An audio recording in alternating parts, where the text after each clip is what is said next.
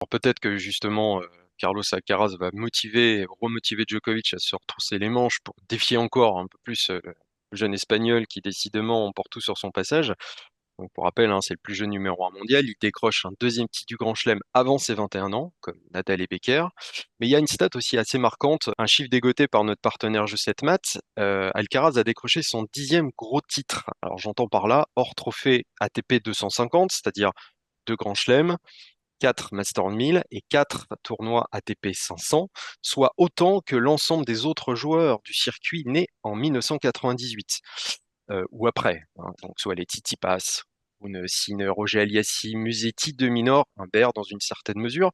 Il a donc clairement un, voire deux trains d'avance, hein, sur sa génération. Le seul qui n'entre pas dans cette stat, c'est Medvedev, parce que lui, il est de 96 et qu'il est le seul à avoir bousculé Djokovic et Nadal jusqu'ici en Grand Chelem. Mais Arnaud, pour toi, est-ce qu'on entre vraiment dans une nouvelle ère Alcaraz? Ouais, je crois. Ouais, ouais, ouais. Enfin, je sais pas, à un moment, on est toujours un peu timide, on n'ose pas.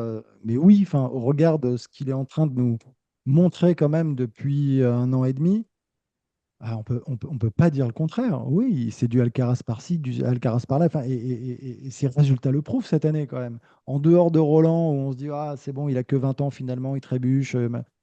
Bon, et il y en aura d'autres de déconvenus. Mais pour le reste, c'est impressionnant ce qu'il fait quand même. C'est quand même fou.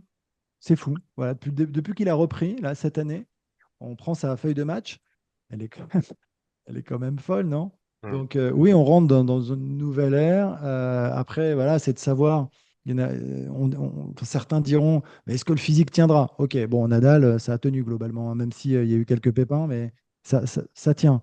Et puis, il est quand même assez souple et je pense qu'il va bien s'entourer, donc je ne suis pas très inquiet non plus.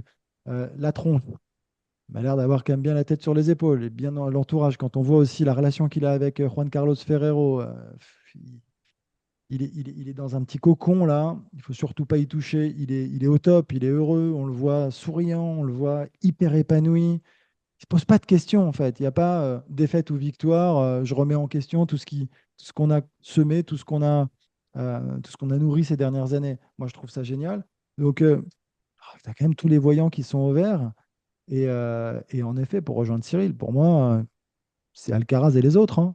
En sortant évidemment de Nadal Djoko qui joue encore, mais c'est Alcaraz et les autres. Il n'y a pas photo. Il n'y a pas photo. Alors lui, il n'est pas tout à fait d'accord avec toi, hein. Je parle d'Alcaraz. Il dit tant que Rafa et Djokovic continuent d'être en activité et de jouer, bah, il n'y aura pas de nouvelle ère. Dans quelques années, ils prendront leur retraite, ils joueront peut-être plus, mais le débat pourra ressurgir à ce moment-là. Mais maintenant, c'est pas le moment. Et je crois, Cyril, que tu es un petit peu d'accord avec ça aussi, non? Ouais, mais parce que, enfin, en fait, il a raison, Arnaud. Il met Djokovic et Nadal à part. Et au Ah fond, oui. c'est aussi ce que dit Alcaraz. C'est la même chose. Effectivement, si on prend le circuit actuel, bon, on va peut-être mettre Nadal à part parce qu'il y a quand même un gros point d'interrogation. Mais Djokovic et Alcaraz en forme, les deux sont dans leur catégorie. Et par rapport aux autres, il suffit juste de regarder les résultats d'Alcaraz face au top 10 cette année. Il est à 8-1. C'est-à-dire que, en gros, à part Djokovic, personne dans cette catégorie-là n'a pu battre Alcaraz cette saison. Euh, En gagnant Wimbledon, il tape quand même Rune, Medvedev et Djoko. Et Trois Berrettini, top 10. un petit Oui, peu et avant, Berrettini qui revenait, qui qui était pourrait aussi. revenir aussi dans le top 10. Donc, ça dit quand même à quel point, pour moi, voilà, quand je dis qu'il y a Djoko et Alcaraz, c'est qu'ils ont une marge par rapport aux autres.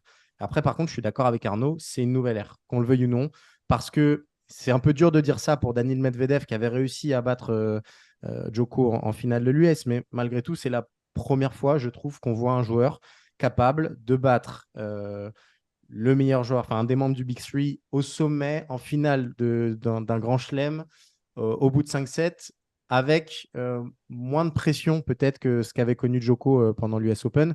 Et pour moi, c'est ça, voilà, c'est pour moi le match de dimanche, c'est la preuve définitive on a basculé sur autre chose. Le Big Three est mort, on a peut-être un Big Two, voilà, je ne sais pas si ça naîtra ou pas, mais en tout cas, il y a vraiment une dualité au sommet qui est plus claire que jamais. Et maintenant, c'est presque impossible voilà, de les différencier les deux. Et c'est pour ça que c'est aussi excitant.